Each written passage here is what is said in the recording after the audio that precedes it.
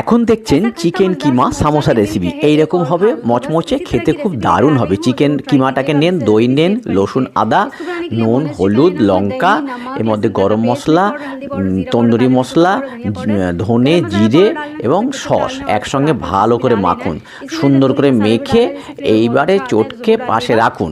রেখে এবারে ময়দাটাকে একটু নুন দেন, একটু ঘি দেন, দিয়ে ভালো করে মাখুন যতক্ষণ না এটা কালারটা চেঞ্জ হচ্ছে, এইরকম মুঠি বন্ধ হচ্ছে। এবার একটু জল দেন, জল দিয়ে ভালো করে মাখুন। ভালো করে মেখে ডো তৈরি করে এইভাবে পাশে রেখে দিন। এবং চিকেন মশলাটাকে এবারে কড়াইয়ে একটুখানি তেল দিয়ে ভালো করে সুন্দর করে এরকম রান্না করুন। সুন্দর করে হয়ে গেলে এখানে পেঁয়াজ দেন, একটু ধনেপাতা দেন, দিয়ে ভালো করে নাড়ুন। নেড়ে মশলাটাকে সাইডে রেখে দিন। এইবারে আটাটাকে এরকম বেলে চারকোনা করে কেটে এরকম একটা খোল তৈরি করুন, যেমন সিঙ্গারা তৈরি হয়। ওর মধ্যে চিকেনটাকে দিয়ে এবার তেলে ছেড়ে দিয়ে মচমচে করে খান। এই দেখুন খোল তৈরি।